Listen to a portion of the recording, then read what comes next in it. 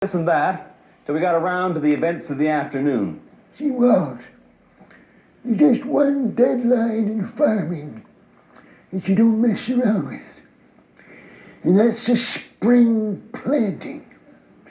Now, me and the boys were content to watch you experiment with them horses, so long as it didn't go past June the 10th. We come today, and no sign of a crop. We did what we had to do. Why the hell do they want to look out for me? You wouldn't want to see you stuck. Well, that's extremely noble of them. Where I come from, a man is allowed to fall flat in his face if that's what he wants to do. Figure they'll leave you enough room for that, Walter.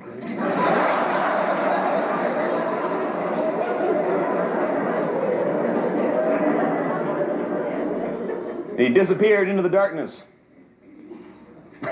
Jeez.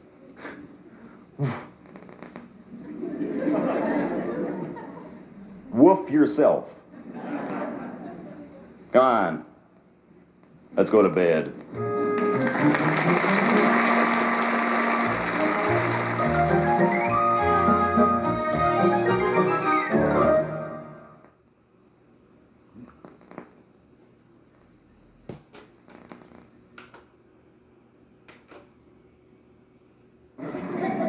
Don and I took his steak truck down to a friend of his at Witchwood who runs one of those storybook dairy farms, complete with herds of cuddly brown jerseys.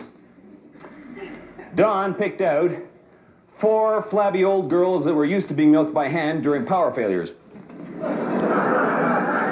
Now, I thought we had to have one younger animal to diversify the portfolio, as it were, and pointed to a young heifer that had just freshened. They didn't object. But I'm beginning to catch on to these characters now. They just stood there and stroked their chins and said, "You could do that."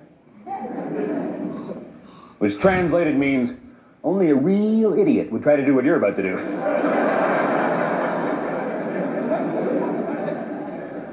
Well, we got the registration papers for all of them showing the sire and the dam. And the sire of the sire and the dam of the dam. They all had the most precious names. Acme Heritage Shady Grove Apple Blossom. Jester Generation Emperor Fred. So the first thing we did when we got them home was to give them some real names. So, now there's Lollipop, Cupcakes, Cream Puff, and Yogurt.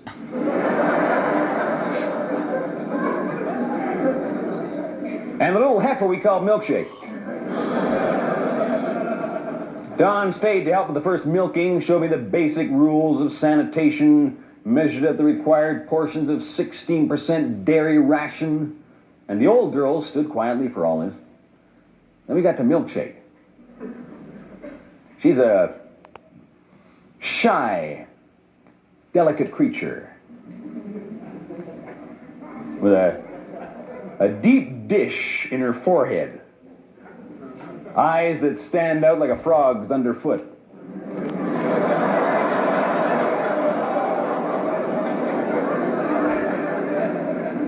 She evidently regards the milking process as a form of indecent assault.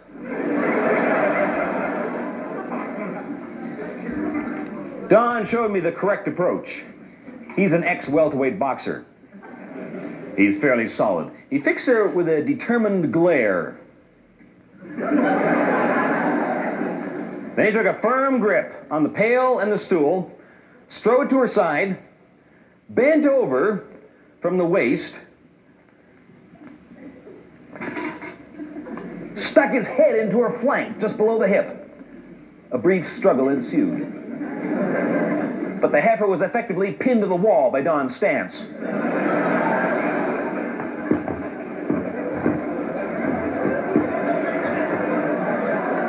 Then he got the stool underneath him.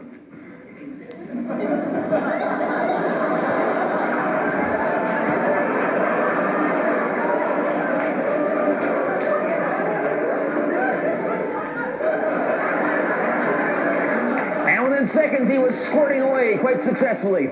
He milked out the back quarters, then he straightened up and handed the pail and the stool to me. I strove to imitate his technique carefully. Matching the determined glare, I took a firm grip on the pail and the stool, strode to her side, bent over from the waist,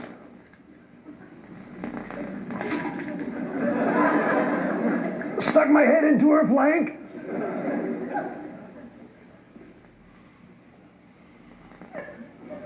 When I woke up,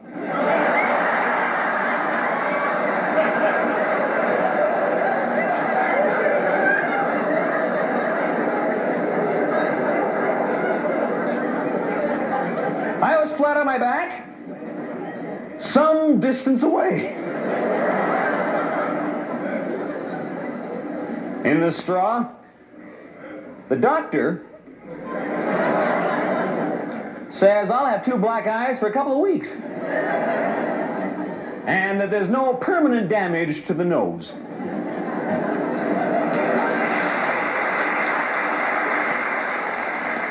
Oh, and milkshake? Be back home in Witchwood.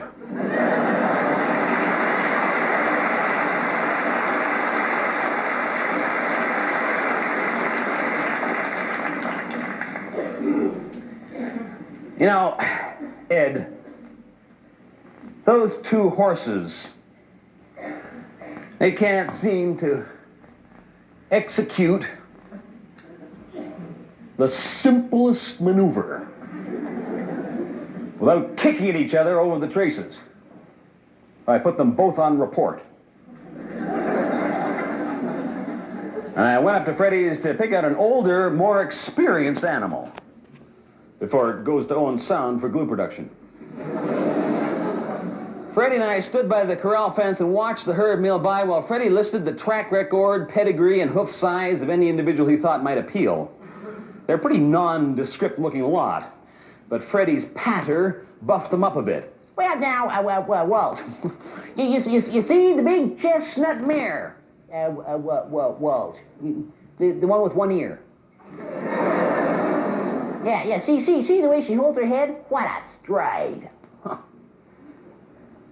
Don't pay any attention to that patch of mange over the withers, Walt. That'll clear up with the sun on it in no time.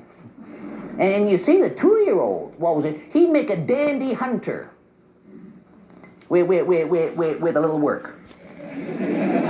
You could have him registered, Walt. In Freddie's eyes, any horse that can stagger onto a truck unassisted can be registered.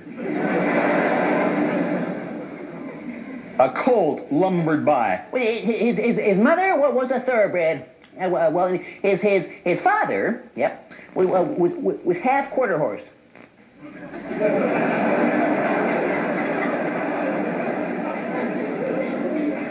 That'd make him about 7/16 dog food, I thought to myself. Sure, yep. Yeah, he's ugly. Oh, yeah. Most yearlings are, Walt. But strong. His mother won a couple of races at Greenwood. Half a mind to take that young fella out and race him myself. A lot of money. A lot of money in that colt if you bring him along right.